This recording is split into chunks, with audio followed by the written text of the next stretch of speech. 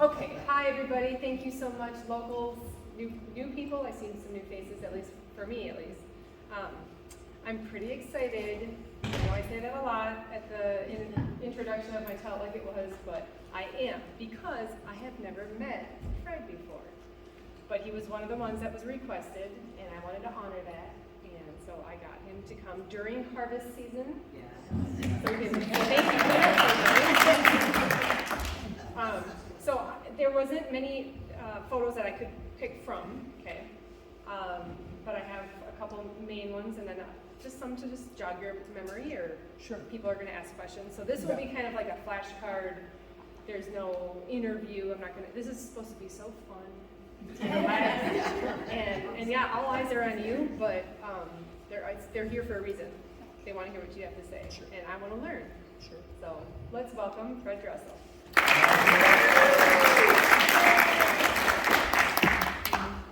Well, thanks. I'm sorry. I mentioned to a couple people, I'm sorry to hear that this program's winding down, because if by the time you get to me speaking, I'm sure that probably you've run out of other people to ask to sit up here. So I guess. Fred, you know what's so funny that you said that, because that's exactly what. Sorry, Leroy. I'm sorry. That's what Leroy said when I asked him. Really? Exactly. You must have run out of people if you have to ask me again. Right. But we enjoyed that too, Leroy. All right. I was so lucky to have spent all of my my childhood up until 14 or 15, and even after that. But I lived in Augusta as a kid, and so it was so great walking into the Legion. I probably haven't been in here in 10 or 12 years. This place used to be so big, and it's so tiny. It's amazing. But this was just huge, and I'm like, wow, this is. I mean, it's intimate. It's really cool, but it's smaller than I remember. So, no, I was just really lucky to have grown up here. When I walk around the town with my kids, who are now 18 and 16. I haven't done it in a while, but when I was lucky enough to do that 3 or 4 years ago, they said, Dad, and I'd explain, this is where the store was, this is where the tavern was, this is where Jane Leisman made cheeseburgers, and we could play horseshoes and wiffle ball and all the stuff that, kids do. And they said, man, Dad, you're really lucky. You lived in a town. You actually lived, and I did. We could ride our bikes. We'd leave. We'd leave at 7 or 8 in the morning on a weekend, or in the summer during the week, and we'd come home about now or later, and you didn't have to worry about the things we have to worry about now. Although today, I didn't lock my car, so I mean that's still a great thing about it. How many of you in here did not lock your car? All right, well, I was surprised actually. So that's a nice feeling to know that there's not much in there to take, but if I'm not worried about it. So anyway, if somebody wants to get even with me for something I did 20 or 30 years ago, my car's unlocked. You can go take I still have cassettes and CDs in there probably, so I'm not sure what you'd do with them. Yeah, no 8-tracks, but. Well, I have a couple of photos in the beginning where we're just going to, because we're definitely going to get to the running around in the 70s in Augusta. I didn't know the format, so if I wasn't supposed to make a preamble speech. No, you can say whatever you want. I just wanted to start by, I wanted to ask exactly where this picture was taken. This is Noble Ice, is that right? It probably was. I'm not sure. With a glass of wine in my hand, though, that's probably right. So I suspect that's where we took it. Yeah, probably. Good. And I can move on to the next photo, but I thought that it'd be interesting just to. Now, do you do some of the tours? What I'll do. So my job now is I have a business. Is this Evergreen? Jumping ahead? Yes. Yeah. So I have a business that designs and develops vineyards. So that's what I do now. And once they're designed and developed, then we help take care of them if that's what the client wants. Or we'll work ourselves out of the job. We'll teach them how to manage a vineyard if that's what they want to do. And at this point, is it? I Sure. had to look up. 5 wineries that you manage right now, or has that changed and gone up? Well, honestly, I don't know. I guess we do a lot of work for a lot of people, and we'll do as much or as little as we want. So, but some of the wineries that we do work for would be like Noble Eyes, Blumenhof, Sugar Creek, Lake Creek in Marthasville. We have worked in the past with Herman Hoff and Herman and Adam Pukta. But again, some of that's pretty sporadic. We don't do everything for all those guys. But at Noble Eyes, we started with them when they bought the property, and that was '04. And so, or '05 technically, and so we started laying out the vineyards there. We still do everything at Noble Eyes. So we manage the vines, cut the grass, grow the grapes, harvest the grapes and everything. And occasionally, as I'm pretty picture shy, and so occasionally though they want a picture for social media or something. So I think That's where this came from. a couple of years ago they wanted a photo for some sort of event, I think, and I was I think I was giving a vineyard tour or something like that. So that's where that picture came. Yes. I like it too. And the next picture we have is another article. That's how I found this one. So I believe you now that you say you're picture shy. I only found 2 recent ones. Yeah, So I don't have many selfies. I don't have many other pictures. So, no, that's fine. But yeah, no, this we were pruning grapes. They wanted the Missourian wanted an action shot, and so it's about as much action as you get in the vineyard. Now, although one thing, this time of year we harvest, and so there's a picking machine and or a grape harvester. It's like a combine for grapes, and so watching that thing is pretty cool. I guess knowing what I know now, I could have provided some more of those things. But at any rate, that's the excitement of the vineyard in the winter or the late spring is going around and pruning the vines. You get to intimately know each of the 600 vines that make up an acre. So sometimes you prune them year after year. You're like, I remember I was at this plant about 11 months ago. So it's. But there's I don't want to say there's an art to it, but there's definitely a skill. It's not. I don't want to make it too much of a puff myself and my crew up too much. But there's definitely ways that you can do things that are that can increase the crop and the health of the vines year after year. Yeah, well, it's needed, and you're very knowledgeable in that field for sure. I'm sure there's lots of time to think too, huh? Lots of time to think. A lot of the newer guys on the crew will just have music in the whole time. Yeah. My father-in-law and I, Scott, have we talk and sometimes we tell ourselves the same stories over and over.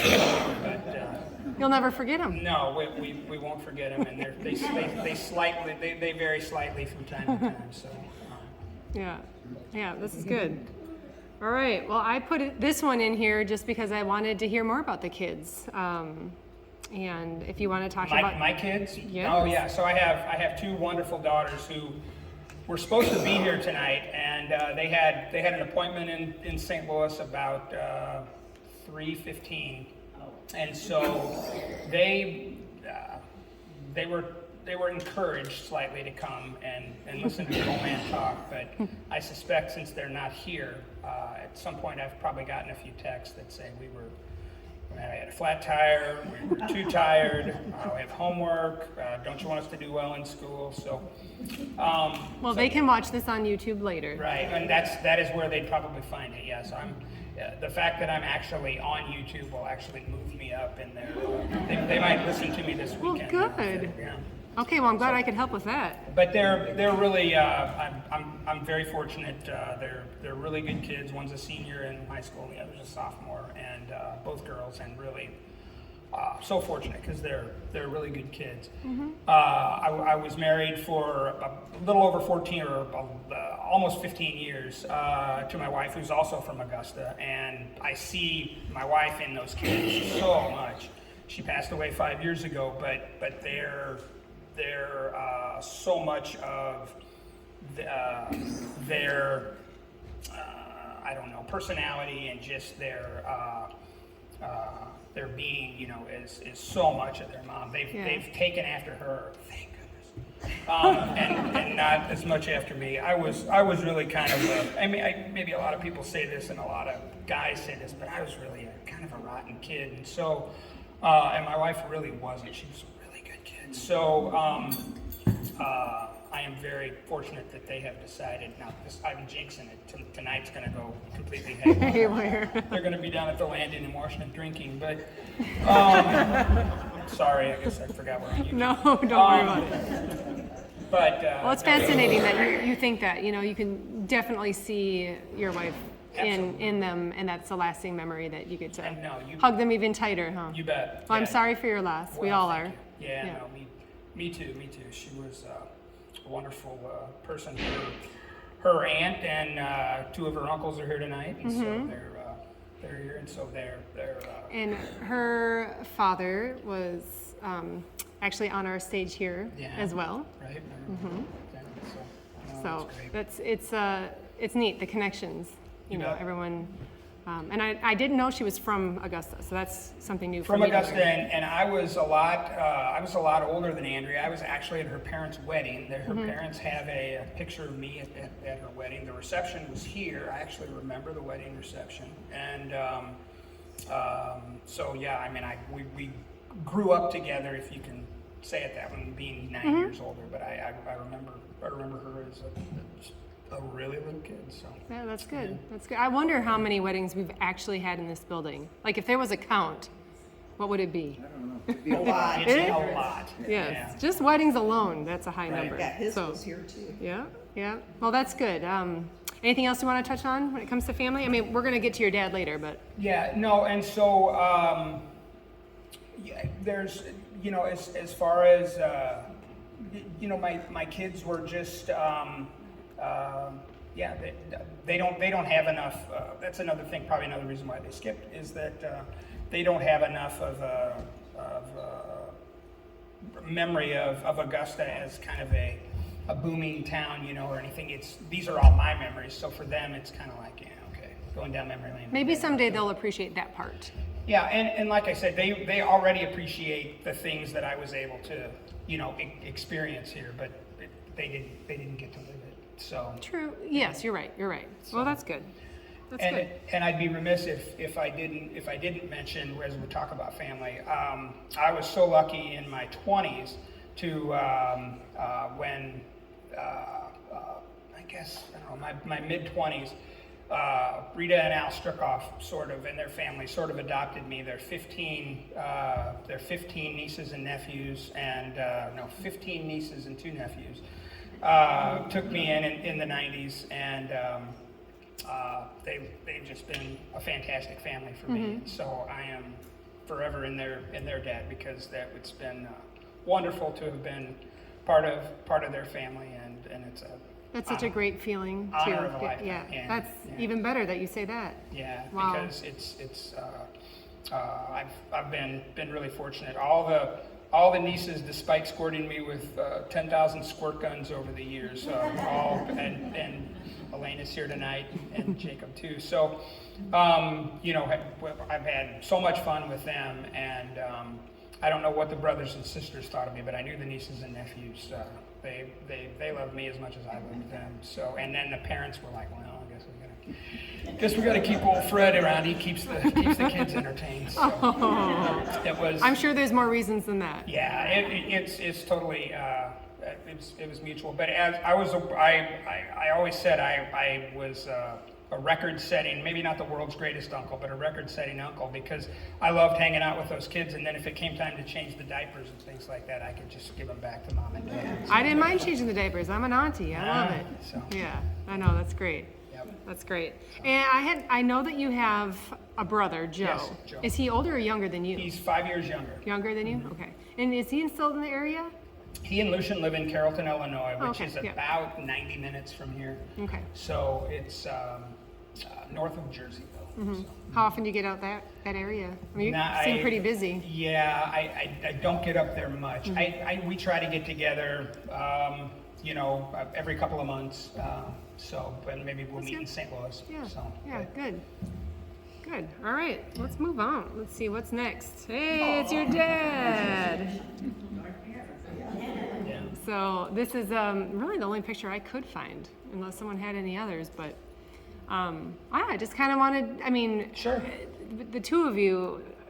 me being an outsider and I hear stories, definitely your dad and yourself Sure. get brought up a lot. So Yeah, and he came out to Augusta. I think he said in August. I was born in January of =67, and I think he came out sometime in late summer, early fall of '66, and he got as far. I don't even remember why he came to Augusta, but they didn't come to look at the winery or anything.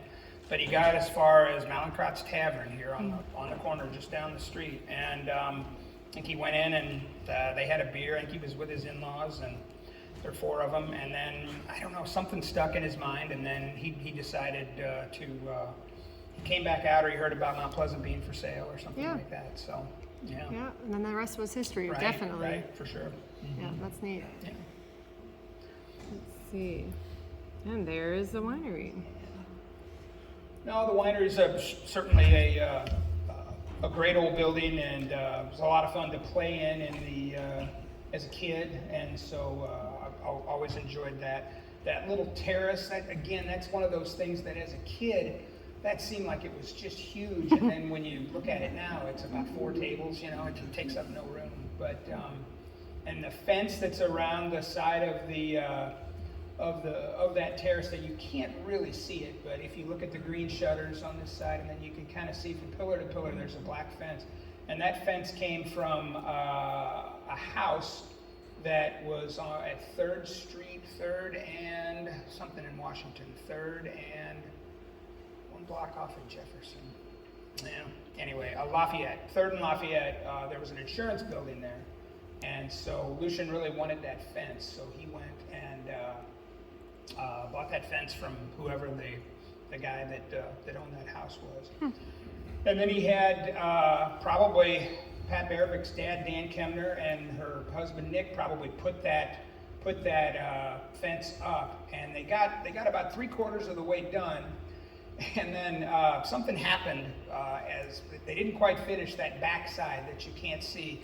Something happened with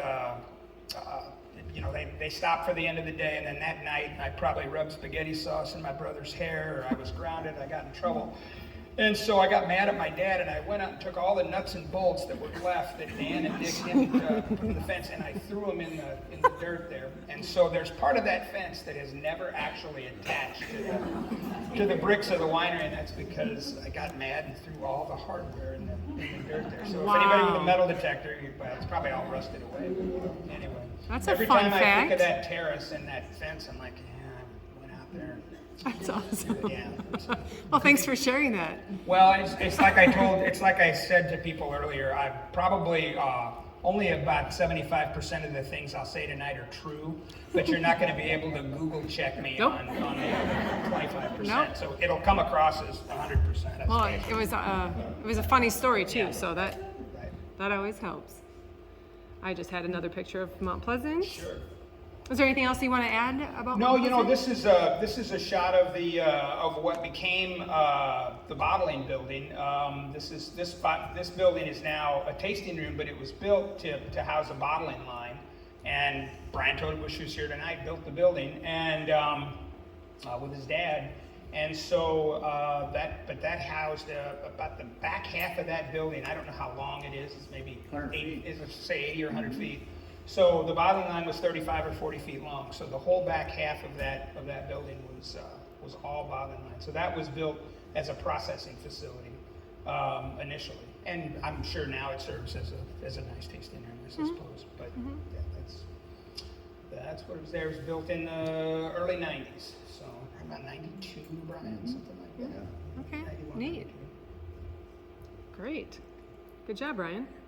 Hey, let's talk about good wine. Okay. I'm kidding.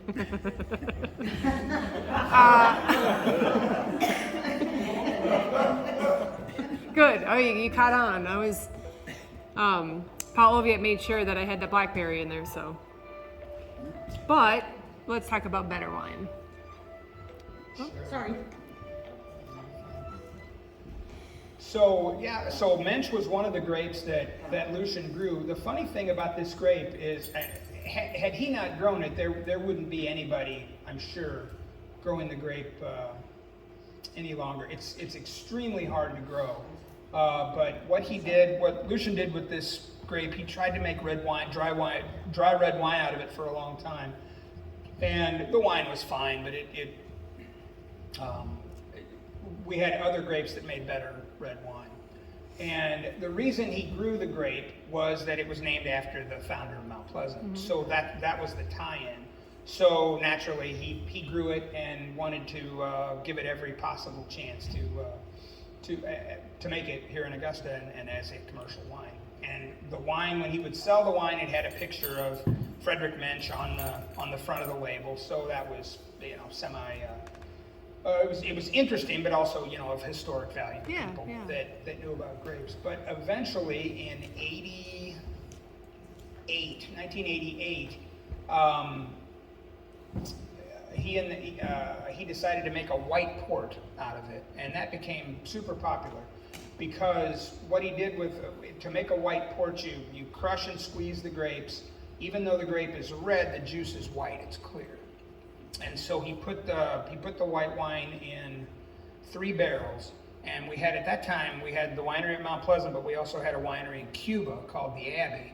And we had to ferment or age a certain amount of wine every year at each place. And I think they had to ferment 100 gallons of wine or something like that at each of the locations that you had. Well, in Augusta that was no problem, but in Cuba we didn't make a lot of wine, so he sent the white port down there to age, and then they completely forgot about it. And so those 3 barrels just sat in this winery building. Nobody really checked up on them for 18 months or 2 years. And one of the assistant winemakers brought back a sample to the lab one day and said, this is that white port that we've left down in Cuba, Missouri. And they tried the wine. It was fantastic. And it was more like a tawny port, which the difference between a white port and a tawny port, the white port is going to be completely clear. A tawny port aged in a barrel is going to look more like a brandy or like a bourbon. It's going to have that kind of that brownish color, and so the Portuguese call that tawny. And so anyway, that's how that was the best use, and it's turned out to be the best use of the Mensch grape. Interesting. So, Nice. So, and I know there was some growing on Shell Road. Whether it's still there or not, I'm not sure. I know that Augusta Winery had grown some also in the last 10 years. So it's still around, but I don't know how much. Okay, yeah. So in one of Paul Oviatt's stories, he had mentioned something about, was it your dad that was particular about selling the wine at some of the there was like a couple, oh man, I might. No, it's okay. It's one of the things it's one of the stories I told to the guy from Don Corrigan from the Missourian, which was that in the early days, it was hard to get distribution for Missouri wines. Yes. And so one of obviously, the good restaurants had a harder time selling Missouri wine. They had access to the really nice European wines, the really nice California wines. And one of Lucian's friends was Vince Bomarito from Tony's restaurant in St. Louis. Tony's, a mobile 3-star, and they still are. They moved from downtown. They moved out to Clayton, but they still do a bang-up job. A really top flight restaurant. But in the 80s, Lucian was able to get one of his wines on Tony's wine list, and it didn't sell. And so he said to Vince Bomarito, he said, what do I need to do to get? We're not selling any wine. What do I need to do to get people to buy it? And Vince said, well, you're the cheapest wine on the wine list. And so nobody comes to Tony's and spends, even in the 80s, $75 a plate or whatever they'd end up spending, and then wants to impress their date or their wife by buying the cheapest bottle of wine on the wine list. They'll all buy the second cheapest bottle of wine on the wine list, but nobody wants to buy it. So he had to raise the price. He raised the price, and then Tony's was never a big account, but it did. That was one of the ways that you could move some of the wine and introduce people to it. The main thing with having the wine out there in restaurants was I think Lucian's thought was if you've got the wine in good restaurants' wine list, it gives people confidence to come on out to Augusta and actually see the wine. Right. He tried to not be in every corner store or even grocery store or liquor store. He wanted to make it so, I mean, financially it makes more sense to have people drive to the winery and pay the retail dollar for the wine rather than sell the wine for, if a wine was $10, the wine might leave, we'll get into wine economics now, but you know, if you sell a wine for $10 in the store, it leaves the winery at $3.33 or something, and then it goes through a wholesaler who marks it up to about $5.50 or $6, and then they sell it to Schnucks or to the liquor store who marks it up to $9 or $10 or $11. Right. And so the economics make a lot more sense if you sell the wine retail than trying to get it out in the stores. So that was his MO, was to not do a lot of grocery store and liquor store sales, but to try and have people come to Augusta. And yeah. So Well, I mean, I appreciate that Sure. all in itself. Sure. He wanted them to come here. That's great. Because I think as a town, this, you know, gets into more of what we're here to talk about tonight too, I think, is that the town was so unique. There was so much going on. We had bakeries, we had a cheese shop, we had a winery, there were restaurants. Not maybe sit down, you know, and sip wine restaurants, but the town was a town. And there were actual shops and buildings and things like that, which, you know, was great. And so I think that's what helped sell it, was when you would come out to Augusta, you didn't come out to try and drink as much wine as possible and, you know, not remember where you were on Monday. Hey, where'd you go on the weekend? Well, we went to the wineries. Where? I don't know.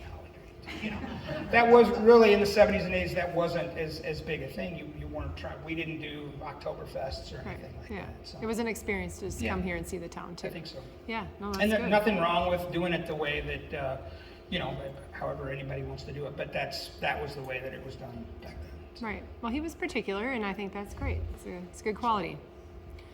So I put this in because Paul likes, well, not Paul, everybody calls this the ship-ins. So you said you came in the 70s, and you were how So old? I'm actually not a ship-in because I was born in, I was born in St. Louis, but my parents lived here. So they moved here, they bought the winery, I guess, in August of '66, and so I was born in January of '67. And so unless it counts that your parents were ship-ins, if that makes me a ship-in, then I guess. No, let's just scratch the whole thing. No. I'm the ship-in. Sure. No, I mean, yeah, but that's. No, there was a little confusion, and I thought, well, that's why there's a question mark. We cleared that one up. Right. So. Hey, does that look familiar to everybody? Oh, sure, the bookmobile. All right, let's talk about living here when you were a kid, growing up in Augusta. So I have a couple photos that will bring back some memories. Sure. And this is one of them. I tracked down this photo. I think I had to go through the county to get it. Awesome. But yeah, any stories with this? Sure. The bookmobile would come. I went to Augusta Elementary, loved it. It was so much fun. Through kindergarten through 4th grade, I guess, is when I was there. But it was kindergarten through 6th was when they. I love going to school at Augusta. I think once a month, maybe like once on a random Tuesday or something, the bookmobile would come. It would park down by Ford's store, and then I guess it was a field trip for kindergartners. We would walk from the school, 3 or 4 blocks down to the bookmobile and check out books. So that was really cool. So I liked going to the bookmobile. I still remember the way it smelled. It had old carpet in there, like old shag carpet, and so I remember the way the bookmobile smelled. Smell. What color shag carpet? I don't remember that. You remember the smell. Yeah, Okay. well, I should, but see, I could have said orange. It's ungoogleable, so I probably should have just said orange. But I don't remember the color. But yeah, so no, it was fun, and gosh, we probably had close to 20 kids in our class. Almost every class had close to 20 kids, so it was a bustling school. Mm-hmm. Every school or every class had a teacher, and we didn't have combined classes or anything like that. So it was, and the kids came from Lake Sherwood and Hickory Flat and Defiance and all over. So it was, we drew from a big area. So Yeah, it was cool. When I was in kindergarten, we only did half-day kindergarten, and I was in the morning class, and then there was an afternoon class. And it's again hard to believe, as a 5-year-old, they would line us up in the gym after lunch, and then they'd let us walk home. So at 5, we walked from the school to wherever we were. And so there were 4 or 5 what they called walkers, and we would walk home, which, I mean, you wouldn't think of doing something like that now. Even in Augusta, even if you lived 2 blocks away, you'd never let the Right, kids I walk know, home. that's so sad, It but is. I'm glad that you enjoyed No, it not was- having to worry about it. No, it was great, and we would go, our quest is, I think most of the walkers, so it's myself, Danny Battle, Jeff Struckoff, Tina Serrett, and it seems like we had 1 or 2 others that were in my grade, but Jeff, Danny, and I would always try to, we'd go under the various, we'd look in the road ditches, and down here below the school, there was there's still an old bridge there, and we'd try to grab all the soda bottles, because you could still get a nickel for them. Oh, right. And if we could get 35 cents, we could buy a pack of baseball cards. Oh. So at 4 stores, so we would need to find 7 soda bottles, and then I think there was somebody in town who I won't bring up the name because I don't remember it, but I think he would take a lot of his liquor bottles and things and go to that same bridge and dump all those liquor bottles and things out of it. For you guys? No, not for us, but Oh. I think to hide them probably from Oh. various family members. So they didn't know. Well, it turned out in your favor then. Yeah, so we could get some of those, and Nice. if any of those were worth a nickel, then that was Yeah. good for us. That's awesome. That's Andy, funny. I got a question. Yes. Hey, Fred. Yes. I'm a shipping, but you mentioned Hickory. Hickory Flat, Flat. Where is that? like where the Raymeyers live, so Okay. up on the way. So, Okay, cool. Did not Nice. know that. so that's just one of those terms that you just kind of heard in the like Matson and some of these names that just kind of that not necessarily disappear, but that you don't hear all the time, Julie. So yeah. All right, I put this picture up. This is in the museum, but that red sled. I did read an article about how you liked to go sledding when you guys had snow. Absolutely. So did you ever ride on that one? I don't think so. We did have a pretty cool collection of sleds, but they were just classic sleds with the 2 metal runners on the bottom. But it would snow all the time, and the hills in town are just fantastic Yes. for sledding. So walking up them, not so much fun, but I mean at 7 or 8 or 9. Right. But yeah, you sit around just like kids do today and wish for the snow days. And so the great thing about, well, wasn't great for parents probably, but the great thing as a kid about the vast expanse of the Washington School District is that if one bus can't run, they shut the whole district down. Yeah. So it was really nice because we'd have lots of snow days in Yeah, well, December and January. I grew up in Minnesota. I know all about snow days. But see, you usually you we had to didn't go to have school them, though. did you? No, we had to go to school. Yeah. It had to be really bad. I bet. So, but we still did plenty of sleds and lots of things. I learned how to whip them in the parking lot with e-brake and snow Sure, and yeah, sure. all that stuff. But I moved here to get away from the cold. And there's not bad weather. There's just bad clothes, right? Yeah, I didn't always dress properly. No, of course not. But since I have this photo up, anyone else ride that sled? Okay. Yeah, awesome. It's Holt made that. It is. It's got all. Yeah. And I just was wondering if maybe you had. I don't. I think it's a really nice addition to the museum, Yeah. and I made sure that it was sitting right next to his display. So moving on. Does that kind of look familiar? Sure. Yeah, that looks like Ole's ambulance there. Is kind of so.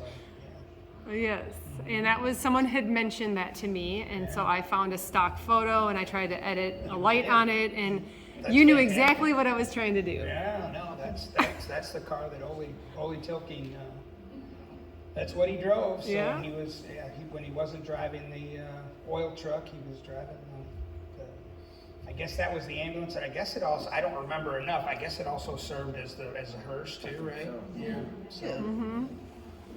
And and we joked as kids, although Paul explained it in one of these old days things, but we always joked that it was really a conflict of interest for Ole Tilking to drive the ambulance and be part owner of the funeral home. So she didn't have a lot of incentive maybe to get there on time. But they explained why that was the case. So obviously, not me accusing Mr. Tilking of anything. No. Again, I'm on video. Hey, we got a good chuckle out of that one. Yes, right. And so, let's see, Jan, where's Jan? Oh, there you are. Jan, when was it that you let us into the funeral home so we could go look at the bank vault? Was that like a month and a half ago? Yeah. So, we got permission, Paul Oviatt, and Bob Braille, and we went in and we took off the panel and so we could see the bank vault. And when we got in there, we found the actual bench seat from Oh, wow. the, Holy I guess, cow. hearse and Yeah, ambulance. wow. So we pulled it out to take a picture, and Paul made sure to tell me that I should bring this up to you and show you the picture. So there it Wow. is. That's cool. Yeah. That's really cool. Has anyone else kind of see? I mean, I know I put a video out on YouTube, kind of showing what was in the bank vault, but it was really interesting. So thank you, Jan, since you're the one here that knows about that part. But yeah, that was neat. I bet. Yeah. I had to throw this one in because of playing in the park, Sure. tetherball, and the bar. You bet. And I figured you had stories here, so. Sure, no, that's a great picture. Right after Floyd Leisman bought the tavern, he painted it, and Mickey Mouse is up there. That was Floyd's nickname. He and Jane owned the tavern. And that phrase next to Mickey is Was kosten die Welt, I think, and I don't know German, but what does the world cost or something like that. If your mom was here, Brian or Jeff, she would know what that meant. But anyway, that's what the phrase that you can't see there that's to the left of Mickey, it's something like Was kosten die Welt. And the other cool thing about this picture that you see is the tavern sold beer, but they didn't sell hard liquor. But if you wanted whiskey or vodka, they actually had to come out with a set of keys and go to where it says package and cold beer. And Floyd or somebody would walk out and go into that last door, and the last window under the word cold there, that had bars, like metal bars on that window. So it's really funny, like that. I mean, somebody's going to break into well, I don't know, I guess, but it was probably a lot of money in hard liquor in there. It was almost all pints, but anyway, that's a couple things that I remember about that picture is where the hard liquor was, and then the Mickey Mouse sign. The picture, I think, Chris, we were looking at this one day up at the house, and I don't know, did we determine maybe is that Paul Hopen maybe playing? Yes. Yeah. And so, but I don't know who else is. Maybe Fisher. Yeah, maybe. But yeah, and that's maybe one of the areas where we played wiffle ball, but mostly we played where that tether ball is. We hated the fact that they put that tether ball there, because that's where we played football in this area here, and that's where we play a lot of the wiffle ball. So we were really bummed out when they put all those trees up. A lot of them are still there, which is really cool, or at least they were. I guess maybe since the redo, maybe not. But anyway. So yeah, but we never liked that tether ball, because that got right funny. in the middle of the football field, and yeah, that was. It's funny because at the town board meeting, when we were talking with Randall and the board about the park, I said, we should bring back the tether ball. It's not there, so I don't know. Yeah, I don't understand tetherball. I guess Napoleon You will when Dynamite it hits you in the face. Right. Yeah, so. Can I add that Dad played, that was the baseball field when Dad was growing up. Nice. Right there. So that's where they played Augusta team did. Mm-hmm. So because you brought up the hard liquor store, the building in between, was that connected to the bar? I know what Sure. it looks like now, but in the beginning, was that something separate? That was just part of the tavern, and so Kitchen and then the liquor store. As I remember, that middle building, that was kind of for overflow, like Friday and Saturday nights if they couldn't seat it. This is in the 80s. Yeah. There were just tables in there for extra. Yeah, Okay. extra. Yeah, just They had wondering. remember they had dartboard in that room. Oh, okay, They played darts in that middle room, and then behind that was the kitchen. okay. Yes. Friend, my dad Yeah, had it used to be a Sure. barber shop. George Miller before. Right. And that middle room, at his tenures there, they just used it as a storage room. Oh, was it? Okay. And then, of course, the hard liquor was on the end. And then in back where they did the horseshoes and. Right. No, that's neat, Lisa. So yeah, no, I didn't remember that. I just kind of remember it as a couple of tables, but that would. It's all that would coming make back. sense. Sure. Yeah. Sure. Yeah, Jimmy Jacobs was the barber. Oh, okay. It has it has lots of memories in that building too. Oh yeah, you bet. Yeah. So any stories walking down the street, and did you go get a bucket of I beer? never had any. No, I never had any blacksmith shop stories. The guy that my parents bought the winery from, though, was Bill Baggerman, and one of his political signs is that one right in the top right. right-hand side there. He ran for like state rep or something in, I want to say 76. He ran So- against Joe Frappier. Frappier in 76, and Frappier won. So I'm guessing that's the era of that picture, so probably 75, 76, because Bill Bear. that's a Baggerman political sign. We didn't do much. I was so young, but I remember hearing the sound of the blacksmith shop. Mr. Holt would he'd have a cadence or a rhythm when he'd hit his anvil, with the hammer, and so it'd be plink, plink, plink, plink, plink, plink, plink, plink, when he was working on something. So Right. I do remember that, but it never went to get any beer. Across the street was the library in the 80s, and I had a little two-wheel bike that we'd ride around town, and there was a step on the sidewalk. The sidewalk wasn't. It didn't flow. It was not handicap accessible, and so there was just a giant step, and we would set up ramps on that, and then jump over it, and that was that step. And I think we'd wipe out a lot, much to the entertainment of the guys in the blacksmith shop. So Well, there you go. So Yeah. they weren't entertaining you; you were entertaining them. right, and then we figured out that it was really dumb to do these ramps on concrete and asphalt. So then we would go over to the park and set them up. It was a lot, or the Nice. square, and it was a Yeah. lot better there, because if you crashed, you were just on the dirt. So. Right. Yeah. Who are the people in that picture? Does anybody know? Is the Well, one Walter's up there. Are they tilting on sitting on that Yeah. chair? Yeah, I bet that is. Bob Heenan on the left, isn't it? Yeah, that's who that is, Bob. And who's the guy in the red shirt? I don't know. That's Walter. Looks Oh, like the Walter. kid. It's Walter. Why would he have been? Well, it's him because I used it in his "Tell It Like It Was." He laughed. Can't pay for it? Oh, yeah, okay. Yeah. So earlier you mentioned baseball cards, so you were already ahead of me, and there you go. Right. Oh, were those some of them? Yeah, That's just I- a Google search. Yeah, no, I actually have the Pete Rose and the two George Bretts. That's a George Brett rookie card. So that card's actually worth a little bit of money. The other ones predate me, so, well, no, not really. I guess there's some 78s and stuff in there, but those are probably like 1975, those two George Bretts. And so I was a baseball card collector, so yeah, I actually had a couple of those. So, all right, I picked a good one. They're Sweet. still around somewhere. They're probably, my mom didn't throw them out, so they're still in a shoebox somewhere. Just getting more valuable by the day. Right. Good. Since you like baseball, Sure.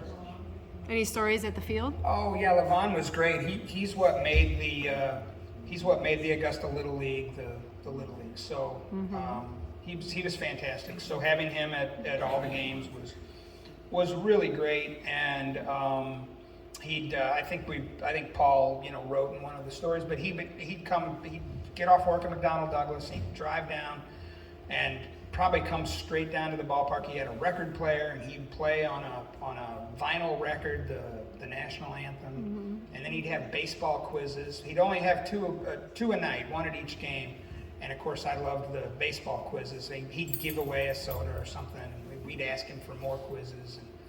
But anyway, it was really a lot of it was a lot of fun. It really set Augusta apart from every other. Well, two things set Augusta apart from every other Little League field. One is that we serve beer, and so you get beer in Dutzo, Marthasville, and Augusta, which was, I guess, a great deal for the parents. As a kid, it didn't really matter to us, but I can see now where that would be a great benefit. And then having Levon, he was really great, and he cared about the kids, and he'd keep the stats, and so he knew that John Ford, the last time he faced the clean 14 of Washington, that he struck out 10 guys, and we won the game 6-2, and so it was really cool. And then when Augusta had their semi-pro baseball team that played for 10 years, I suppose, on and off, he had all those stats. He'd come down on Sundays, and he knew all the stuff that happened. And the Washington Buds were they were kind of the Yankees of the league. They'd win the league every year, but occasionally Augusta, beat the Buds and stuff like that. That's a big deal. Yeah, it was really cool. Usually guys from Washington would be mad at the Buds coach, and then they'd come over and play for Augusta. So it wasn't a complete town team, but yeah, we would get various mad free agents from other areas. Steve Boland was a really good pitcher. He wouldn't pitch for the Buds, but he came over and pitched. I think Levon, I don't remember it, but Levon would always talk about him throwing a no-hitter. So, Right. So, yeah, it's really, really funny. So. Yeah, baseball was a big deal here. And we'd get, sometimes we'd get a dime for every chasing the foul ball. So if these guys would hit a foul ball and they'd go into the weeds or off into the corn in right field, then we could go get a dime if we could go chase. Sure, So you have more energy. That was good too. Yeah, of course. All right, so this was kind of, okay, good. So the reaction means I was right. Okay, Sonny Smith. All right, let's hear some stories. This is new to me. Yeah, I'd probably defer to a lot of other, to some in the audience as far. I don't have any. I remember Sonny well, but I luckily was just a kid, so I was never pulled over on my bike, or I'd never done anything to draw the ire of Sonny. Sonny was a great guy, but I don't have any good Sonny sheriffs. Okay, well, does anyone else? No? It's funny that.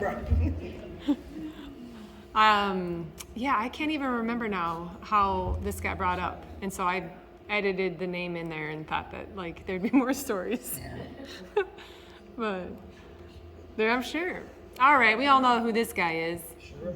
Now, did you get guitar lessons from Paul? Paul gave me guitar lessons when I don't remember how old. I'd guess in the late 70s, and he taught me to play through no fault of his own, but through lack of practice on my own. I got only as far as Eddie Rabbitt's Driving My Life Away. Oh. And so I could plunk around on that. I wouldn't stand a prayer of doing it now. But I wanted to play Van Halen and Led Zeppelin, and so Paul tried to tell me that I needed to learn to play Driving My Life Away before I could go into Stairway to Heaven. But I didn't want to do all the hard. It's like playing golf. If you don't, you just want to be good at golf. You don't want to actually go out there and practice 3 days a week. So the same thing with guitar. Yeah. So I didn't want to practice, which is also that goes back to my being a bad student. I was bad at homework too. Luckily, my kids, obviously they're not here. They must be home doing homework. But they have figured out that okay, you've got to do the practice to do well. And so I was bad at. I wanted to practice baseball and things like that, but I didn't want to practice history or guitar or things like that. Yeah. Piano. I even took piano lessons before that, 3 or 4 years before. But no, I wanted to have long flowing locks of dark hair and look like Eddie Van Halen and play the guitar like him. But I didn't want to. Of course, Eddie Rabbitt, I guess, did have long flowing black locks too, but it was more mellow. Now I'd listen to more Eddie Rabbitt than I would Van Halen. But if you would have kept going, you would have been our rock star. Oh no. I mean, From gosh, Augusta. it's all I can do to sit in the chair of honor up here. I'm so yeah. I'd have my back turned to the microphone and sing the other words. So, gunshot. All right, well then if you're not playing guitar, then maybe collecting records? Sure, I had lots of records. I still do, although about 2/3 of them were destroyed in a rain to water type accident in my apartment right before I moved into my house. So I still have them because I can't bring myself to throw them away. But anyway, I had them all organized into those like crates. Milk crates? Yeah, they weren't quite milk crates. They were from Peaches Records in St. Louis, but they were about this big. They were super heavy. And I had them all organized alphabetically, and so A through K got wet, but then L through like P, they were stacked on top of in the basement. They didn't get wet. And then P through Z got wet. So yeah, most of my records are shot. But the ones that are worth a little bit of money, I did have those in a different spots. But I probably had 1,000 records or something like that. A lot of it, just a stupid amount of paychecks spent on vinyl records. But anyway. It was a passion. That's Yeah, okay. For sure. That's good. All right, now I know this. I think is similar, right? Yeah, it's okay. red instead of black, but Red yeah, instead of black. we had a Vineyard phone at the Vineyard. I think the number was 228-4874 maybe. But that phone would ring. It was just like the Green Acres phone. Eddie Albert would climb up we didn't have to climb up to get it, but the bell was at the top of the pole, and so to get somebody at the Vineyard, you had to. The winery would call up there, and they'd let it ring 4 or 5 times. Nobody would get it, but then that was kind of our pager. They knew that you needed to drive back down there and see what we were needed to do. The other cool thing, do you have another phone picture or no? No. Okay, so the other cool thing was that I thought as a kid was that everybody that was in the fire department had a red phone in their house, and that was so cool. And it had no dial. It was a rotary dial, but it had no dial because if there was a fire call, everybody that was in the fire department had that red phone. And the last time I saw one, it was down at the funeral home. I don't know, Jan, if it's still down there. I don't know. So, but anyway, that was always cool. Yeah, I always thought the guys that were on the fire department were really cool because they had the second phone there. You know? I think they're all really cool. Yeah. So. But it didn't look like that. It was just a simple red phone. Oh, okay. Yeah. Yeah, this was given to me to use. Right. All right. Now, this one I put in because I just went to the Klondike Creative and saw Brian Watson do his demonstration with Ben. And he had mentioned that this was the very first wind vine that he ever had made was for you. And he did a great job. And the funny thing was when he made that weather vane. Wait, we have to make sure we tell everybody that this isn't it. No, this isn't it. And Okay. what I did for Brian is Paul turned me on to Brian, and over the course of through Craigslist and eBay, I think I found some of the east, west, north, south stuff, and maybe the arrow.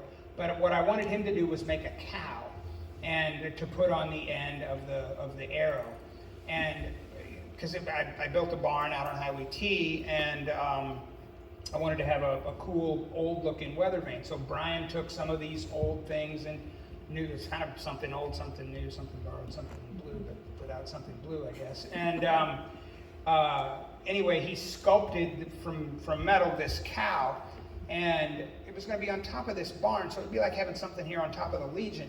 And what was really funny is I think the first time he got it done, he had me come over and look at it, and what do you think? And I said, oh, I think it looks great. You can, climb up on top of the barn, you can put it on there. And he said, I don't know, my daughter says it looks like a sheep, the cow. And I said, oh, no, I think it looks fine. He's like, no, I think you can't see the udders, and there's something. And oh, man, it's going to be on top of a barn. Nobody's ever going to notice it. But anyway, that's how particular he was. So he redid it, and really cool. So it's turned out great. So I'm so glad that I was able to have Brian Watson do that because he did a great Well, job. he added your name into his demonstration by saying that that was his first, and so I Yeah. went, oh, noted. Yeah, no, so he's a true artist, so Yes. it was really cool. We have a lot of artists in this town. For sure. The surrounding area, which is Yep. pretty unique, and I love it. You bet. Yes. All right, now I just figured there would be some questions. Let's have the audience ask some questions. Fred, how Anyone? many people do you have working for you? Just about 5. So it's a small crew. We don't travel and do as much. We used to go to Iowa and Kansas and Illinois and try to do work all over. And then once I got married, I realized, gosh, I really don't need to. It was kind of fun in my 20s to be, okay, we're going to go to Iowa City and prune for 2 days. And and then certainly once you have kids, you guys all kind of understand that once you do that, then you're like, okay, well, I really don't want to be away from home. So we stay pretty contained to the area now. So we don't travel much. So yeah, just 5 or 6. Angela, I got a question. Go ahead. Fred, remember when you got that great picker, that machine? Sure. Didn't you have a competition like John Henry Steel Driving Man with a rail in the track? You did the townspeople with the finger cutters against Scotty and his great picker? So in 1987, yeah, Lucian bought a grape harvester, and it was the second one in the state, I think, or maybe the first or second one in the state. And so to try and get the news crews out, well, I guess it's going to be on YouTube, but anyway, to try and get the news crews out, Lucian had organized a picking contest, just like Jeff said, but it's like between the grape harvester and a crew of, let's say, 20 people. And yeah, so Don Marsh from Channel 2 was out, and I don't remember, I think all 3 news stations though came out and covered the grape picker versus the hand crew. And of course they picked a row each, and we had maybe, let's say, 15 or 20 people hand picking, and then Jeff's brother Scott, my father-in-law, driving the harvester. It got through the row in about a minute and a half, and the hand crew probably was, and it was the all-stars of hand picking. I mean, you couldn't have had better hand pickers out there. Probably Pat was out there and everybody, but you've got 50 pounds picked in the amount of time that Scott could drive through one row. So yeah, That was neat. yeah, so that was fun. Randall? Yeah, 2 questions. One's serious and one's being bigger. Sure. The non-serious, do you really talk to grapevines? And the serious one is, tell us about that barn that the weatherman's on. Sure. No, I don't talk to the grapevines. I don't think anybody does. There are people that I suppose claim that, yeah, you play music to the vines and things like that, but no, not for me. The barn I built out on Highway T. The folks at Noble Eyes were kind enough to sell me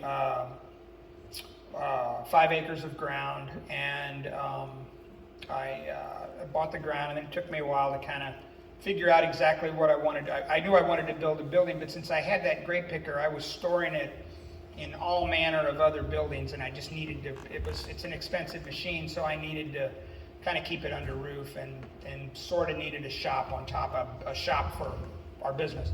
So we built the barn out there on Highway T, and Gary Meyer from kind of the greater Beaufort, Gerald Metroplex out that way built it, and I found him through the Veront.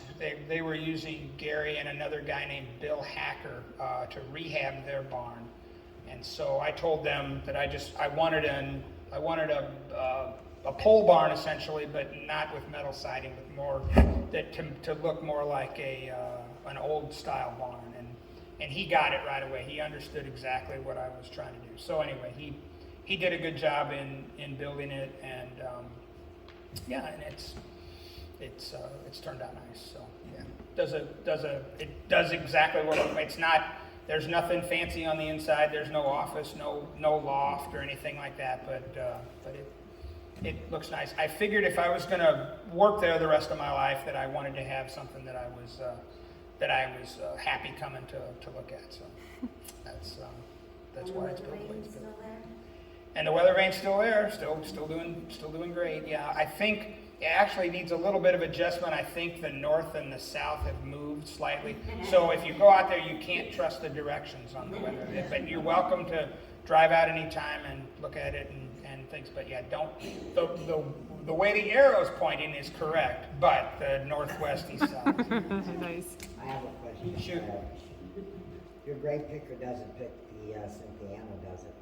We do now, yeah. Now, So the Cynthiana grapes are almost always were on what was called a Geneva double curtain trellis system, which is kind of a V. And a normal grape picker will not harvest those type of grapes that are on that trellis. However, what we managed to do, we learned to hate grape picking so much by hand that we figured out a way to convert at almost no cost to the grower. A way to, well, that's not exactly true, but at very minimal cost to the grower to convert all the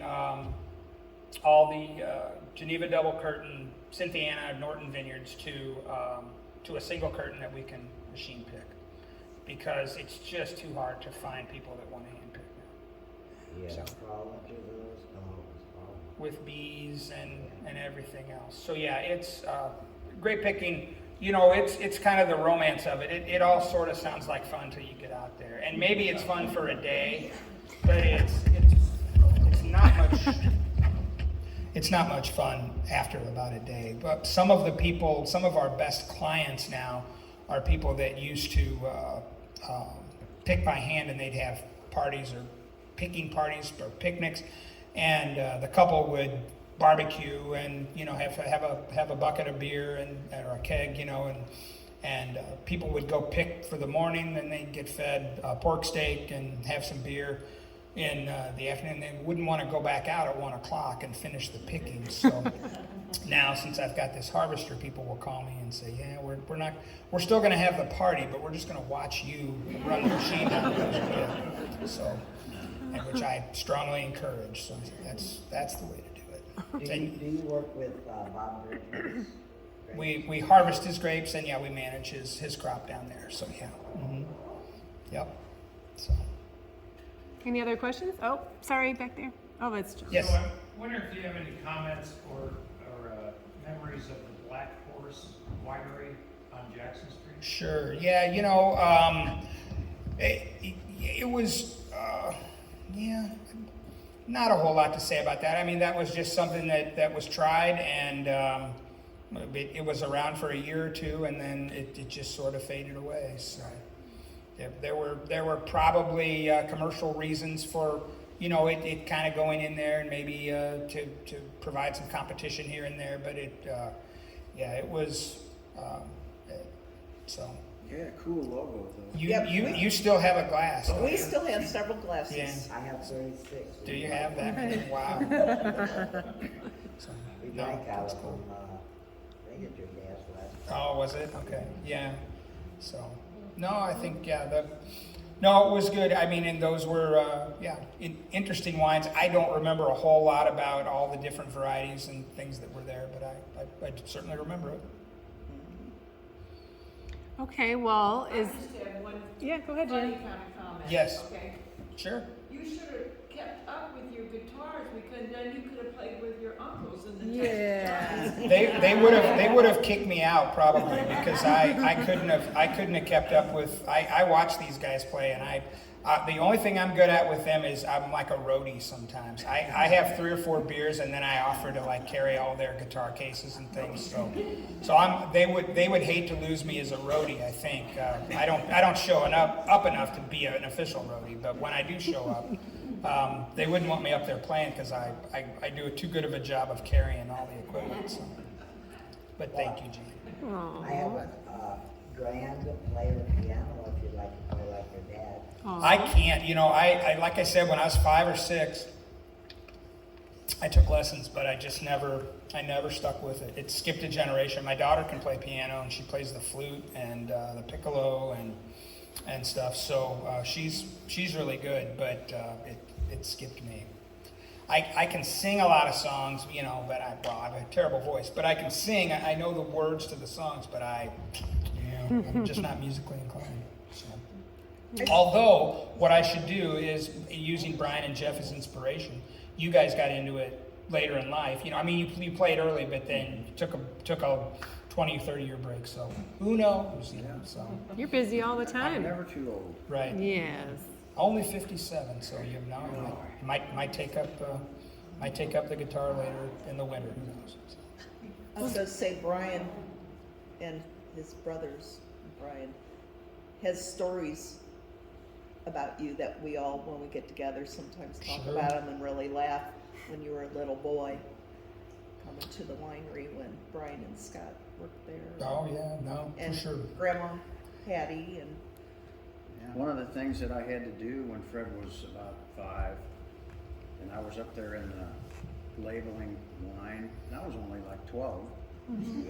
So Labeling wine. to get him out of there, he would just bug the crap out of me. So I'd say, Fred, go and tell me what's the lineup for the Cardinals. Write it down on a piece of paper. Well, he'd go. I thought, well, this is going to take him a little while. He'd come back in less than 5 minutes. He'd have every player, every position, their batting average. So then I told him one time, I said, do you know your multiplication tables? And he goes, well, I go, well, go in there and write from 1 times 1, do it up to 100. Here he comes back 5 minutes later with 3 pages written out. And I go, oh man, this kid is killing me. You know, I was really an annoying kid, and I was an annoying employee too. Janet Levitt, who kept the books at Mount Pleasant, I'd wash my check about every other week. I'd just keep it in my pocket. And then once I had my own business, then my employees started doing that. And then I actually went to Janet one time. There was a party down in the park, and I fell down on my knees and said, Janet, I am so sorry for washing those checks, because it's terrible. I mean, oh man. So anyway, it's kind of good to have your shoe on the other foot and be humbled in some ways, because you kind of makes you, and that's part of my love for Augusta now too, is just you know, having I can appreciate it so much more, you know. So yeah. Yeah. But, Do you have any other stories that you want to share about growing up? Anything that maybe, I mean, Well, slideshow doesn't cover it. right, with Jenny here, you know, the Augusta school was great. I loved Augusta school. It was really great. All the teachers were I probably got on their nerves too, but it was really a lot of fun. And I just thought it was a great. The other, you know, one of the cool things about Augusta school, they would have they'd have like a faculty basketball game or a town basketball game. And I remember watching the women in town play basketball, and they would play by those Iowa rules where the guards wouldn't cross half court, and so I think there were still like 6 people on I don't know enough about the basketball, but anyway, there were the old rules was that you had 2 guards. The reason they were called guards, they didn't cross half court, so the forwards they played forward. And I almost think maybe there were 6 people, but I don't remember enough about that. 3 forwards and 3 guards. Is that what it was? Yeah, so there was 6 people. So anyway, there was always a basketball game once a year. And I was telling Jacob before this started that one of the great things about the Legion was every July they had the picnic in town and the parade. And so that was really one of the great, as a kid, one of the fun activities was there would always be, there'd be band. And it was funny, I didn't know what it was, but there was always sawdust on the floor so you could shuffle and dance. And so it's funny to think about, coming in here and seeing sawdust on the floor and things like that to make it easier to dance. But anyway, so. Yeah. I still have all the letters that you wrote Brian and I when you first went off to college. Yeah, I was really lonely when I went off to Mizzou, and so I think I wrote everybody about a letter a day. I was lonely, but so yeah, I had tons of people that I would write. I've still got some that people wrote me. So yeah, I had fun. I just always loved Augusta and still love Augusta, and so but I had made so many great friends here, and so it was all anyway. So I always really enjoyed that, so it's nice of you to say that. So. Yeah. And I came across a picture today, and it's kind of a funny picture. I don't know if you remember, but you weren't dating Andrea yet, but you did like almost right after. You came to our house, Scott. I don't know if Scott and Sandy were there, but Andrea, George and Denise. Probably December of 02. No, it was in the summer because we were all swimming. Okay. And I have a group picture, so I'm going to show it to you later. And we did if you remember, like a very serious shot. And then the next picture, we're all like, I took that. No, you took that. yeah. So I found that today, and then shortly after that, you start dating Andrea. Yeah, Brian and Betsy were really great. They were my wife's aunt and uncle, and they were really good about inviting me to all this stuff. Andrea wasn't. She really. She probably wasn't. Ambivalence probably not quite the word, but anyway, even though I was older and much more suave and debonair and sophisticated. I had to do a lot of selling and convincing to get Andrea to go back out with me. So Brian and Betsy were instrumental in always inviting me, but before we started dating, to a lot of the parties and stuff that they had. So I'm forever grateful to you guys for that. So, yeah. You're always a lot of fun. Plus, you always brought really good wine. Well, I'd bring wine, and so that made me fun to come to the parties, because then you get an abundance of wine. Yeah. So. And I can remember back in the heyday when your dad and y'all owned Mount Pleasant, and the weekends would be just incredibly busy, and there'd be lines out the door waiting to get in, and Brian and I would show up, and we'd have all these people with us, and we'd be standing in line, and we knew it'd be a good hour or better to get in, and Fred would see us. He'd be like, Yeah, we were. and we would like head down, like going through, well, that was a long time ago, but I'll tell you what, if looks could kill from the people standing in line. And Fred always made sure we had a great table, chairs, whatever wine we wanted, and I was just hoping they'd fix me up with their knees. It worked. Something like that. First day that you saw Andrea, if I remember correct, I'm gonna marry that girl. Yep. Oh. It actually was. She was just a child, of course, but I mean, there was. Yeah, so. can you tell a story about Hattie? So yeah, If it's not too personal. no, I don't think so. It was Okay. about her baptizing me. Yeah. Yeah. So my parents weren't particularly religious, and Brian and Jeff's grandmother, Hattie Stelzer, who would be my wife's great grandmother.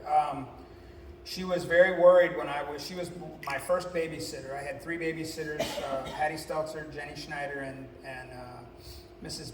Flora Bieneman. Bob Bieneman was in that blacksmith shop picture. Anyway,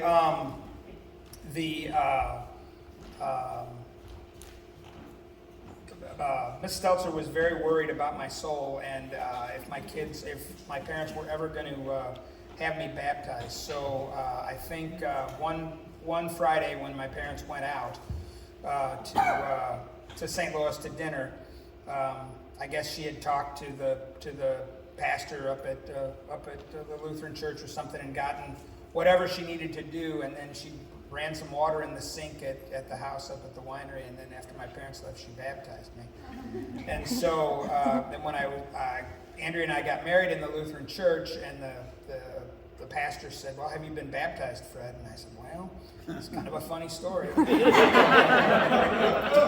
He laughed too, and he said, "Well, I think it took, so he didn't have to be baptized or anything." So, yeah, that was kind of funny. So, That's a neat story. that's a neat story. Yeah.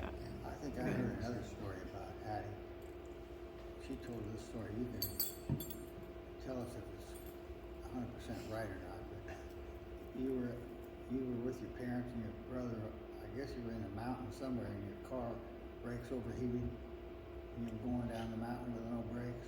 And your mother said, "Oh my God, somebody start praying," and Fred got up and said, "Come Lord Jesus."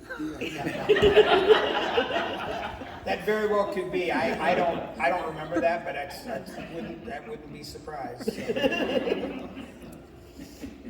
That was one that had to touch. We made it, so. Any other questions? Okay, well, go ahead. You were gonna say something? Oh, I was just gonna say, thank you guys so much for coming out. Well, I got one more question. Yeah, no. I ask all the guests, what is your wish for Augusta moving forward? Okay, it's gonna take a long time because we've got a lot of guests. Oh. Yes, you. All right. Gosh. Well,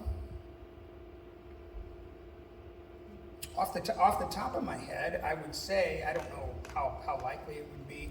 There'll be a better answer, I suppose, but off the top of my head, I hope that if there are kids in Augusta, but I know there are.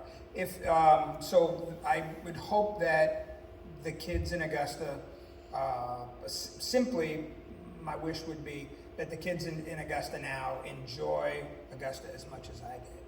I was going to start to modify it and say, well, but things change, and so I'll just keep it simple and say I hope that the kids that are in Augusta now, and when I say Augusta, not just in the city limits, but in the whole area, enjoy the town as much as myself and my friends and Right. everybody that I grew up. So that would be it. I think that's our wish. I can That's my attest wish that too. the kids I want the do. kids to They enjoy do. it. Our kids grew up, I mean, they ran the streets and they were, their little 50 cc's and just, fishing in the sloughs. And both my boys are 28 and 22, and they both praise being raised in Augusta, Missouri. That's Wow. awesome, Julie. Yeah, That's that good. is. That's awesome. Yeah, I think we all agree on that. Right. Well, I thank you so much for coming here. That's all.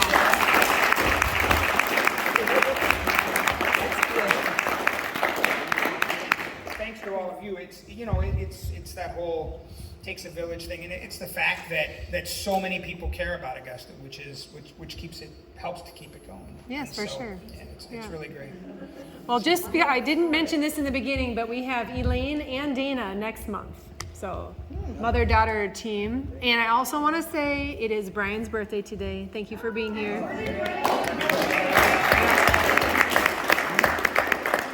All right, great job, Fred. Thank you. Thank you.